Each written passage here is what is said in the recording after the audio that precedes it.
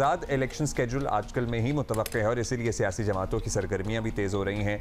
मुस्लिम league नून की बात करें तो वो एक बयानिए की तलाश में थी, लेकिन अब बज़ाहिर दोबारा से पिटारी में से निकाला है, मुझे क्यों निकाला।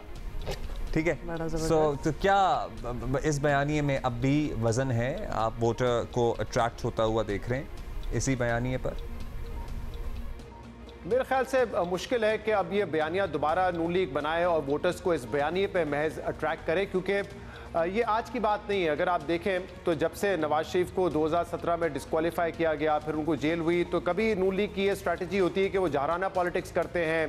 और आपको याद होगा गुजरांवाला जलसे में उन्होंने जनरल बाजवा का नाम भी लिया, जनरल फैज़ का नाम भी लिया कि वो जिम्मेदार थे मेरी हुकूमत गिराने में और इमरान खान को इंतखाबात जिताने में, लेकिन उसके बाद लंबी खामोशी हो गई। मुझे लगता है कि एहतसाब की जो वो बात भी कर रहे हैं वो एहतसाब भी नहीं है, सिर्फ एक इलेक्शंस में जाने से पहले एक वो बयानिया डेवलप कर रहे हैं। लेकिन इससे ज़्यादा कंसर्न की जो इस वक्त बात नज़र आ रही है नून लीग के लिए, वो मुल्क भर में जो इत्तेहाद कर रहे हैं। पहले बाप पार्टी के साथ बलूचिस्तान में इत्तेहाद किया, खैबर पख्तूनख्वा में JUIF के साथ सीट एडजस्टमेंट करने जा रहे हैं, शहरी सिंध में MQM के साथ सीट एडजस्टमेंट होगी, दही सिंध में JUIF और GDA के साथ सीट एडजस्टमेंट होगी, और अब पंजाब में जो स्ट्रॉन्ग होल्ड है नून लीग का, वहाँ पे वो सीट एडजस्टमेंट करने जा रहे हैं काफ लीग के साथ भी और इस्तेकाम पाकिस्तान पार्टी के साथ भी। अब ये वो नून लीग है जो दावा कर रही थी कि 2013 की तरह हम बड़ी कामयाबी हासिल करेंगे। तो 2013 में प्री इलेक्शन अलायंस तो नहीं बनाया नून लीग ने, जो अलायंस बने वो इंतखाबात जीतने के बाद थे। तो अब क्या जरूरत पड़ी इस अलायंस की, ये बड़ा अहम सवाल है, क्योंकि दूसरी तरफ तहरीक इंसाफ जो कि मेन कंटेंडर होनी थी पंजाब में उनके खिलाफ, उनके तो हमें ये भी नहीं पता कि वो बैट का अपना सिंबल रख पाएंगे, क्या उनके कैंडिडेट्स कौन होंगे, किस हद तक उनको इलेक्शन लड़ने की इजाज़त होगी। तो अगर PTI का ये हाल है, दूसरी तरफ नून लीग फिर भी कॉन्फिडेंट नहीं है और इत्तेहाद बना रही है, तो इस पर बड़े सवाल उठते हैं। अब सवाल ये है कि क्या ये सियासी कमजोरी की वजह से कर रहे हैं या फिर कोई ऐसी मजबूरियां हैं जिसकी वजह से इत्तेहाद बनाना पड़ रहा है। लेकिन जो भी हो, नुकसान इससे बहरहाल नून का होगा। अगर वो इलेक्शन में कामयाब हो भी जाते हैं तो जो उनकी हुकूमत होगी वो बेसाखियों पे खड़ी होगी, जैसे मुझे लगता है तहरीक इंसाफ की 2018 में खड़ी हुई थी। अच्छा, तो आपको ये लग रहा है। Let's talk about People's Party now, क्योंकि वहाँ भी कुछ पुरानी रिवायतें कायम हो रही हैं। जैसे कि पाकिस्तान पीपल्स पार्टी का अब तक जो कि सिंगल पॉइंट एजेंडा है रहा है वो है एंटी नवाज शरीफ। तो बिलावल साहब जो हैं वो मुसलसल ये बात कर भी रहे हैं, किसी दिन धीमा बोलते हैं, किसी दिन बड़ा ज़ोरदार बोलते हैं, लेकिन यही बात जो है वो दोहराई जाती है। तो इस मामले में क्या जरदारी साहब और बिलावल एक पेज पर आपको नज़र आते हैं? वहाँ क्या चल रहा है?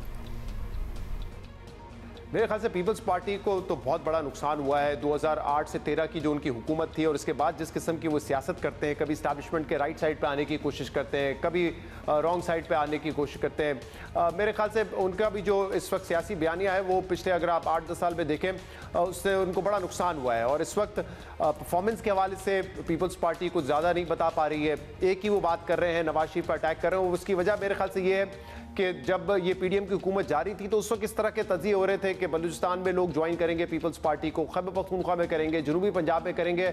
ऐसा हुआ नहीं है, तो इस वजह से पीपल्स पार्टी इस वक्त लेफ्ट आउट फील कर रही है।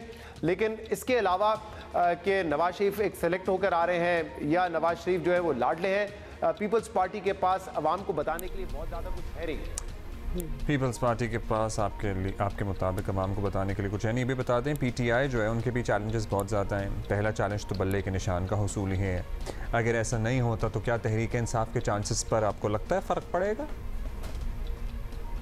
जी फ़र्क ज़रूर पड़ेगा। पहले तो सवाल ये है, कानूनी सवाल ये है कि अगर तहरीक इंसाफ के जो दूसरे इंट्रा पार्टी इलेक्शन है वो भी नल एंड वॉइड डिक्लेयर कर दिए जाते हैं तो सिर्फ क्या बल्ले का निशान नहीं मिलेगा या पाकिस्तान तहरीक इंसाफ को कोई भी निशान नहीं मिलेगा? ये बड़ा कानूनी सवाल है, क्योंकि अगर एक जमात जिसके ऊपर ये election commission of Pakistan claim करता है कि उन्होंने इंतखाबात दुरुस्त तरीके से नहीं कराए, तो मेरे ख्याल से कोई भी सिंबल शायद उनको ना मिले। बल्ले के निशान सनी के बल्ले के निशान की जगह कोई और दे दिया जाएगा, जैसे कि हुआ था कि पीपल्स पार्टी को तलवार की जगह तीर का निशान दे दिया था। तो हो सकता है कि PTI को एक नए नाम से पार्टी बनाना पड़े और उसके लिए फिर सिंबल अप्लाई करे। ये कानूनी मेरे ख्याल से कुछ रुकावटें हैं, बट ऑब्वियसली नुकसान ज़रूर होगा।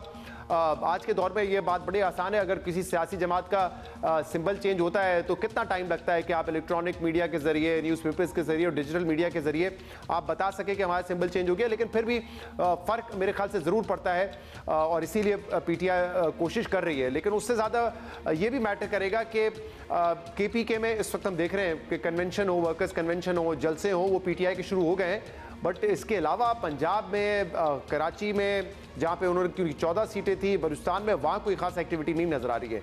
क्या इलेक्शन से पहले वहाँ पे एक्टिविटी कर पाएंगे? क्या इसकी इजाज़त उनको मिलेगी? ये मेरे ख्याल से सबसे बड़ा कंसर्न होगा, क्योंकि अगर ऐसा नहीं होता तो फिर कैंडिडेट्स कौन सामने आएंगे, ये पीटीआई के लिए बड़ी मुश्किल पैदा कर देगा।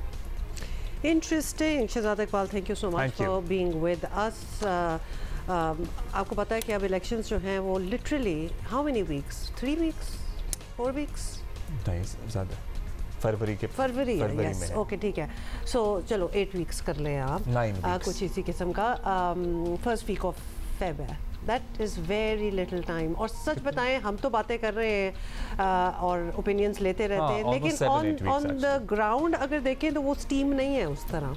हाँ ठीक है। बाकी कराची में तो अगर आप निकलें तो आपको लगेगा ये इलेक्शन से पहले क्यों उखाड़ दिया पूरा शहर। वो तो बाद में होता है। बहुत बेहतरी आनी चाहिए थी।